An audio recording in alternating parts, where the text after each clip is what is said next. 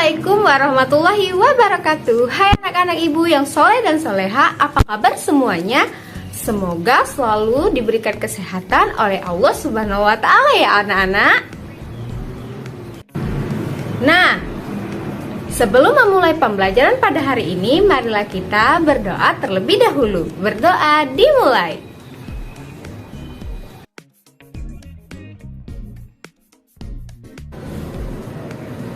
Berdoa selesai. Nah, sekarang ibu mau tanya, apakah anak-anak ibu yang soleh dan soleha ini ada yang tidak masuk hari ini? Wow, masuk semua ya, alhamdulillah. Nah, sebelum memulai pembelajaran pada hari ini, ibu mau ajak anak-anak ibu yang soleh dan soleha ini untuk menyanyikan lagu Indonesia Raya agar belajarnya pada hari ini tetap semangat.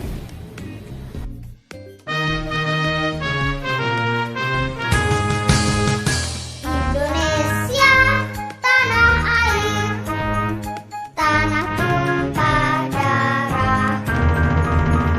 Di sanalah aku berdiri, jadi pandu hidupku.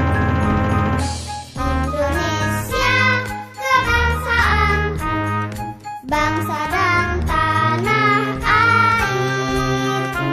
Marilah kita berseru, Indonesia bersatu. Hiduplah tanahku, hiduplah negeri, bangsaku, rakyatku semuanya. Bangunlah jiwanya, bangunlah badannya untuk Indonesia Raya. Indonesia Raya, merdeka, merdeka, tanahku, negeriku yang ku cinta. Indonesia Raya, merdeka, merdeka, hiduplah Indonesia Raya. Indonesia Raya, merdeka, merdeka, tanahku, negeriku yang ku cinta. Indonesia Raya, merdeka, merdeka, hiduplah Indonesia Raya. Terima kasih ya karena sudah menyanyikan lagu Indonesia Raya. Nah, adapun tujuan dari pembelajaran kita pada hari ini yaitu 1. Setelah membaca teks tentang perjuangan mempertahankan kemerdekaan Indonesia, siswa mampu mengidentifikasi ciri-ciri kalimat efektif yang ada pada teks semangat persatuan. 2. Setelah membaca teks dan berdiskusi, siswa mampu menuliskan peristiwa penting tentang semangat persatuan dan kesatuan menggunakan unsur apa, di mana, kapan, siapa, mengapa, bagaimana menggunakan kalimat efektif. Terus yang ketiga, setelah membaca teks dan mengenali informasi dari beberapa sumber, siswa mampu menyebutkan makna upaya mempertahankan kemerdekaan Indonesia melalui peta pikiran. 4. Setelah membaca teks dan mengenali informasi dari beberapa sumber, siswa mampu mempresentasikan contoh upaya mempertahankan kemerdekaan Indonesia melalui peta pikiran. Yang kelima, setelah melakukan pengamatan dan mengenali informasi dari beberapa sumber, siswa mampu mengidentifikasi ciri-ciri hewan berdasarkan habitatnya.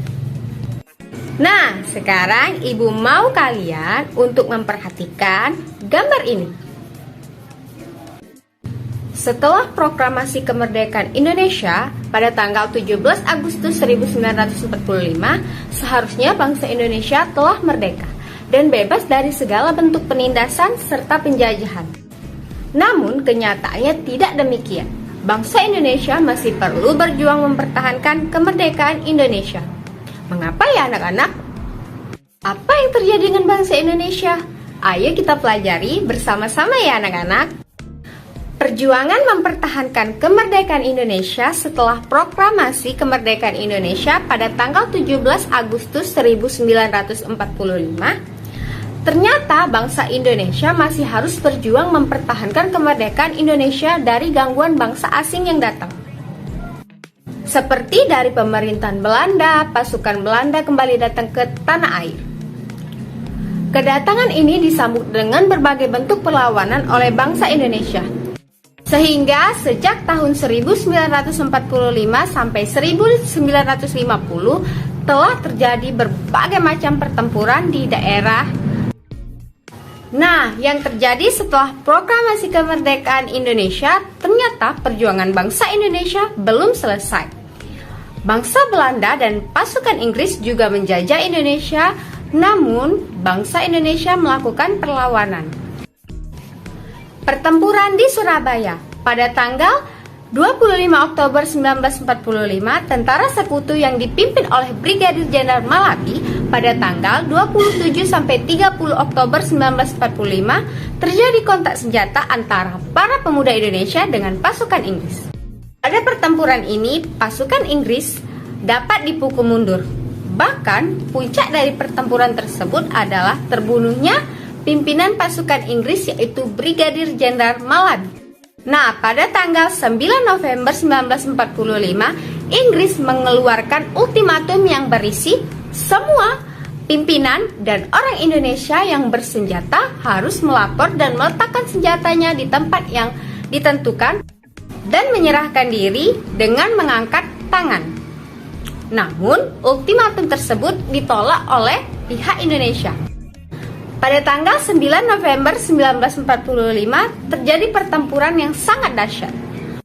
Pasukan Inggris menggempur Surabaya dari darat, laut, dan udara. Maka peristiwa 10 November ini diperingati sebagai Hari Pahlawan. Nah, itulah tadi anak-anak perjuangan rakyat Surabaya dalam mempertahankan kemerdekaan Indonesia.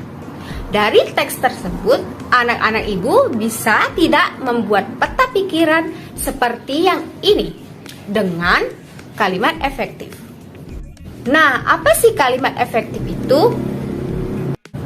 Kalimat efektif adalah kalimat yang mengandung gagasan pembicara atau penulis yang terdiri dari kata-kata yang mempunyai unsur SPOK.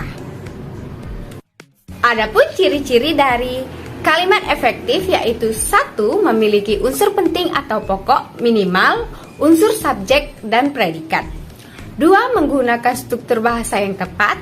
3. Memenuhi kaidah ejaan yang berlaku. 4. Menggunakan pilihan kata atau diksi yang tepat dan sesuai kebutuhan. Nah, ibu mau nanti kalian kerjakan peta pikiran ini dengan menggunakan kalimat efektif, oke? Dari pertempuran di Surabaya, ini merupakan salah satu dari sekian banyak upaya yang dilakukan oleh bangsa Indonesia dalam mempertahankan kemerdekaan Indonesia. Dan masih banyak lagi perjuangan lain yang dilakukan dari berbagai daerah. Contohnya, pertempuran Ambarawa, pertempuran Medan Area, Bandung Lautan Api, agresi militer Belanda I, dan agresi militer Belanda II. Nah, sekarang coba kalian perhatikan percakapan berikut. Nah, sekarang kalian tahu tidak anak-anak, kalau pada zaman dahulu itu rakyat Indonesia melawan Belanda dengan cara gerilya. Apa sih gerilya itu? Gerilya adalah sembunyi dari hutan lalu tiba-tiba menyerang, dan rakyat Indonesia mempunyai senjata yaitu bambu runcing yang dipakai rakyat Indonesia untuk melawan penjajahan. Nah, sekarang ibu mau kasih tunjuk kalian gambar ini. Sekarang ibu mau tanya, dari gambar ini ada hewan apa saja yang ada di gambar? Nah, ibu akan menjelaskan ke kalian ciri-ciri dan di mana hewan-hewan ini tinggal. Yang pertama yaitu ada hewan ayam. Ciri-ciri dari ayam yaitu kaki yang berjumlah 2, masing-masing kaki memiliki jari umumnya sebanyak 5. 3 di antara jari kaki ayam dilengkapi cakar yang berfungsi untuk mengais makanan, juga untuk perlindungan diri. 4. Sekujur tubuh ayam kecuali bagian kaki ditutupi oleh bulu. 5. Hewan ayam memiliki jengger. 6. Ayam termasuk kelompok unggas yang memiliki sayap namun tidak digunakan untuk terbang, memiliki paruh untuk mematuk. 7. Hewan ini berkembang biak dengan cara bertelur. Adapun tempat tinggal hewan ayam yaitu hewan ayam biasanya hidup di lingkungan alami daratan, contohnya hutan, dan di lingkungan daratan buatan seperti halaman rumah, lingkungan pertanian, kebun, peternakan, dan lain-lain. Selanjutnya yaitu hewan bebek. Adapun ciri-ciri dari hewan bebek yaitu 1. Memiliki paruh, 2. Memiliki kaki yang lebar dan berselaput, 3. Bernapas dengan paru-paru, 4. Berkembang biak dengan bertelur, 5. Merupakan kelompok unggas, 6. Memiliki tulang belakang. Bebek biasanya hidup di daratan dan perairan seperti danau, kolam, dan rawa. Selanjutnya yaitu hewan ikan. 1. Memiliki sisik dan lendir, 2. Memiliki sirip, 3. Bernapas dengan insang, 4. Hewan ini berdarah dingin. Tempat tinggal hewan ikan biasanya hidup di air ya anak-anak. Selanjutnya yaitu hewan cicak. Cicak memiliki ciri-ciri yaitu 1. Merupakan hewan melata, 2. Memiliki kulit bersisik, 3. Memiliki ekor yang panjang dan dapat diputus, 4. Termasuk hewan berdarah dingin, 5. Berkembang biak dengan cara ovivor atau bertelur. Hewan cicak dapat hidup di kondisi cuaca dingin maupun panas dan lebih banyak hidup di sekitar manusia. Dan biasanya cicak dapat kita temui di dinding-dinding rumah ya anak-anak.